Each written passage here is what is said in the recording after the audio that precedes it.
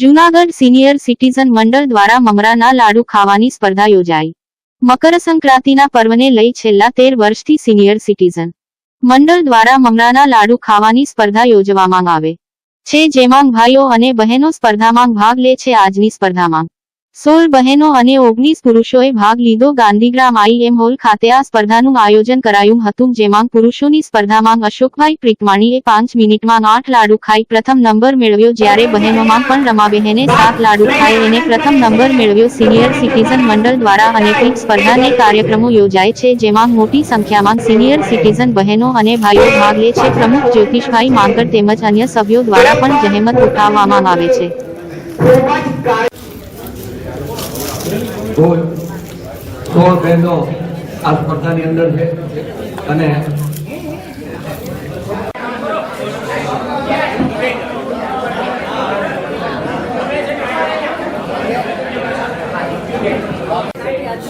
સમય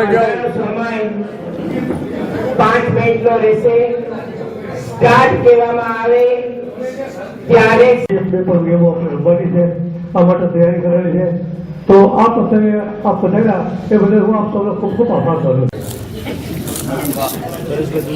મમરાના લાડુ, ચૂરમાના લાડુ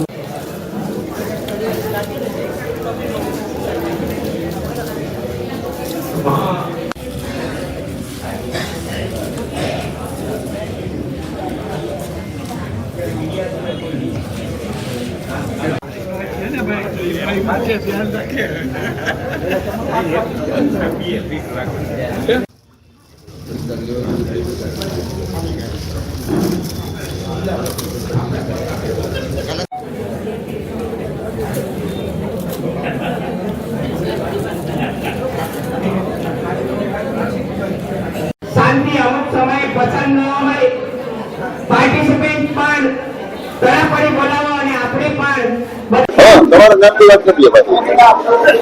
હું જ્યોતિષ માંકડ સિનિયર સિટીઝન મંડળનો પ્રમુખ।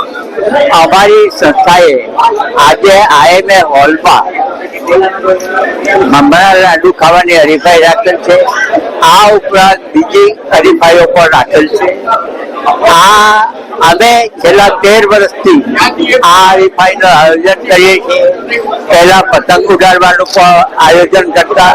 આજની આ હરીફાઈમાં લગભગ 20-30 સભ્યોએ ભાગ લીધેલો અને 22 પુરુષોએ ભાગ લીધેલો। બંનેની અલગ અલગ હરીફાઈ કરવામાં આવી હતી। પુરુષોની હરીફાઈની વાત કરું તો અશોકભાઈ 8.5 લાડુ સાથે પહેલા આવેલ છે અને નારણભાઈ માલવિયા 7.5 સાથે બીજા આવ્યા છે અને જગદીશભાઈ કાનાણી 7.25 સાથે ત્રીજા નંબર આવ્યા છે। અમારા સભ્યો આમાં બહુ ઉત્સાહભેર ભાગ લે છે અને આ હરીફાઈ યોજવાનું મુખ્ય કારણ એ લોકોના વૃદ્ધોના જીવનમાં આનંદ, ઉત્સાહ અને હકારાત્મક અભિગમનો વિકાસ થાય અને એને કારણે પોતાના ઘરમાં પણ વધુ સારી રીતે એડજસ્ટ થઈ શકે। માતૃશ્રી સ્વર્સ્થ કમળાબેન નટવલાલ ત્રિવેદી તેમજ સ્વર્સ્થ રમાબેન કારિયાના સ્મરણાર્થે તેમજ પ્રફુલ્લ ત્રિવેદી તથા તરુલબેન અને દક્ષાબેન નથવાણીના હસ્તે જૂનાગઢ શહેરના જરૂરિયાતમંદ દર્દીઓને વિનામૂલ્ય એમ્બ્યુલન્સ સેવા મળી રહે તેવા શુભ હેતુથી રેડક્રોસ સેવા રથનું લોકાર્પણ કરવામાં આવ્યું।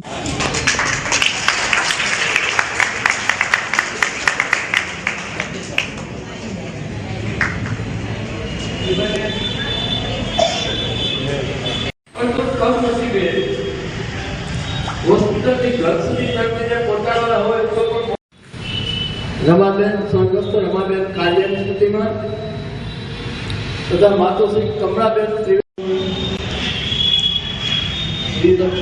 આગેવાનો સોસાયટીના સભ્યશ્રીઓ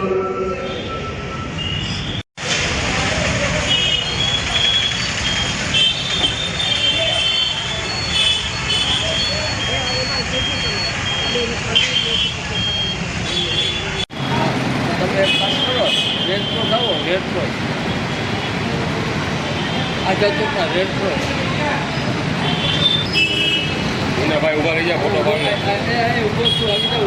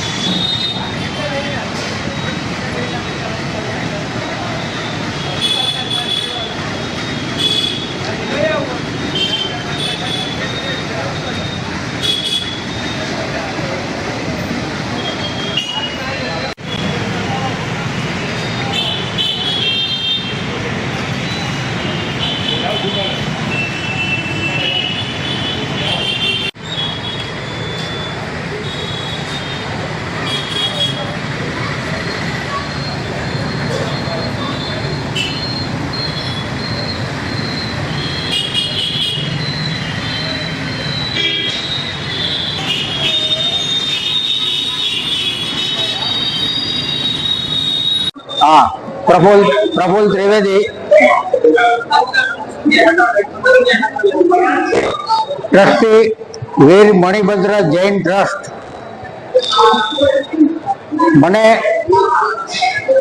લલિતભાઈ અને મથુરભાઈ નું એક માર્ગદર્શન હમણાં મને મળ્યું કે ભાઈ સદા યૌવના જેમ ત્રિપુરા સુંદરી હોય એમ સદા યૌવન મથુરભાઈ જે છે એની સેવા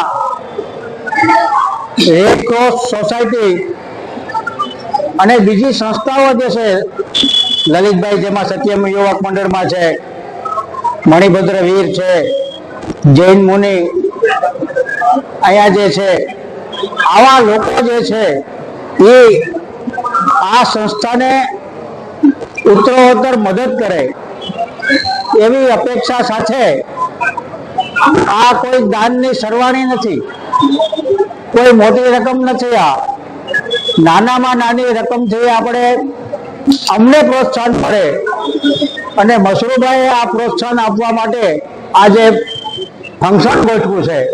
એ માટે બ્લડ બેંકના તમામ કાર્યકર્તા અનિલભાઈ છે, લલિતભાઈ છે, ખમીર છે, બીજા કાર્યકર્તાઓ છે, લલિતભાઈ છે, આ બધાનો રાજુભાઈ ભોજાણી છે, આવા તમામ લોકોનો હું આભાર માનું છું.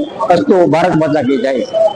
આજે ગીર સોમનાથ જિલ્લાના ઉના તાલુકા નાંગ દ્રોણ ગેમતી પ્રાચીન દ્રોણેશ્વર મહાદેવનું મંદિર આવેલ છે ત્યાં જીવીપી દ્રોણેશ્વર આયોજિત નૂતન કન્યા છાત્રાલય શિલાન્યાસ સમારોહ પૂજ્ય માધવપ્રિય દાસજી સ્વામી તથા ગુજરાત રાજ્યના માનનીય મુખ્યમંત્રી શ્રી ભૂપેન્દ્રભાઈ પટેલની પ્રેરક ઉપસ્થિતિમાં યોજવામાં આવ્યો હતો. કાઠિયાવાડી પાઘડીમાં ભૂપેન્દ્રભાઈ જુઓ કેવા શોભે છે. સંપૂર્ણ ઓર્ગેનિક રીતે તૈયાર થયેલું અનાજ, કઠોળ, મસાલા અને મિલેટ્સ એની કીટ અર્પણ થઈ રહી છે.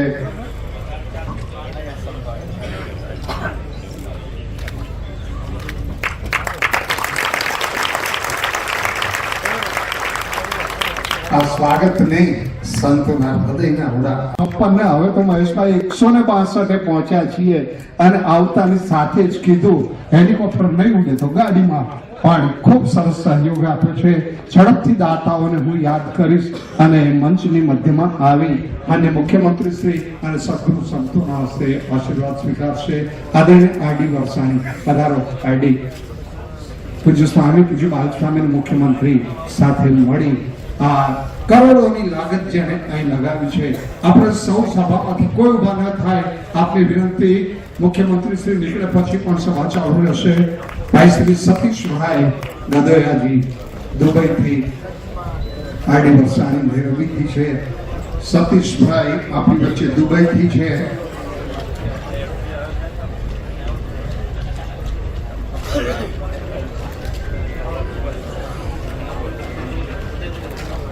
ભાઈ શ્રી જસમતભાઈ સોરઠિયા રાજકોટ. બસ મિત્રો ઝડપથી જ્યાં જગ્યા મળી છે ત્યાં બેસી જશો. કોઈ ભાઈઓ બહેનો ભક્તજનો ઉભા ન રહે એવી આપ સૌને ખાસ વિનંતી. સમયનો સદુપયોગ કરવો છે. ક્ષણે ક્ષણમાં તુરત જ આગળ વધવું છે. પણ વડનગરથી સાહેબ મોડે સુધી વડનગરના કાર્યક્રમમાં હતા. પ્રધાનમંત્રી નરેન્દ્રભાઈ મોદીનું માદરે વતન એ જે સ્કૂલમાં ભણ્યા હતા એ સ્કૂલમાં એક સુંદર નવું આયામ ખુલ્લું મૂકીને માનનીય ગુજરાતના દિલ્હીમાં રહ્યા ગૃહમંત્રી અમિતભાઈ શાહની સાથે પ્રોગ્રામ પતાવી ઝડપથી મહેસાણાથી દેવ નૂતન કન્યા છાત્રાલયના શિલાન્યાસ સમારોહમાં આપણી સૌની સાથે મંચ ઉપર ઉપસ્થિત પૂજ્ય ગુરુવાર શ્રી માધવપ્રિયદાસજી સ્વામી, પૂજ્ય સદગુરુ પુરાણી શ્રી બાલકૃષ્ણદાસ સ્વામી, પૂજ્ય શ્રી હરિકૃષ્ણદાસજી સ્વામી તથા સૌ પૂજનીય સંતો, અમારા સાંસદ શ્રી રાજેશભાઈ ચુડાસમા, અમારા સાથી ધારાસભ્ય શ્રી મહેશભાઈ કસવાલા, કાળુભાઈ રાઠોડ, જિલ્લાના અધ્યક્ષ શ્રી મહેન્દ્રભાઈ પીઠિયા, દાતાશ્રી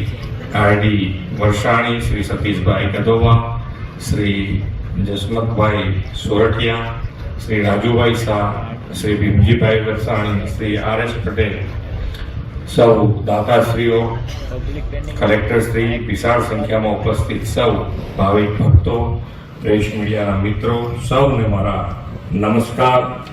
જય સ્વામિનારાયણ. અહીંયા ગ્રહણ પૂજવા પધારેલા ત્યારે આ કાંઠે દ્રષ્ટિ કરી અને સ્વામી બોલ્યા હતા કે ગુરુકુલ તો આવી ગીરમાં શોભે. અને સ્વામીનો એ સંકલ્પ આ બધા જોઈ રહ્યા છે. તમે ખેડૂતો દેવ આવો, દેવ ઉગે અને સાધુના સંકલ્પ ઉગે. એના સંકલ્પની તાકાત હોય છે. તમે વાત કરતા હતા નાઘેરની ચિંતા સંતો કરે છે. ખેર નાઘેર તો છે જ. અમારી દ્રષ્ટિમાં સમગ્ર રાષ્ટ્રની ચિંતા છે. આ રાષ્ટ્ર, એનો મજબૂત આધાર નવી પેઢી છે અને એમાં પણ એમનો પણ આધાર પાછળ બેઠેલા આગમનની ઘણા સમયથી રાહ જોઈ હતી. કદાચ આ પ્રદેશની અંદર આ રીતે મુખ્યમંત્રીનું આગમન છેલ્લા ઘણા સમયથી નહીં થયું હોય, પહેલી વાર થઈ રહ્યું છે. ત્યારે આ ધરતી આપને વધારે સત્તા અને સંપત્તિ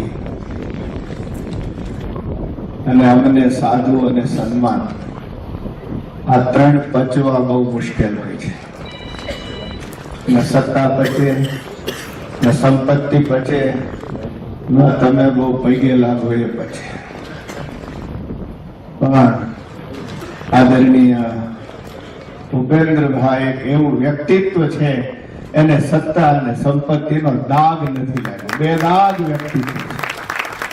એટલે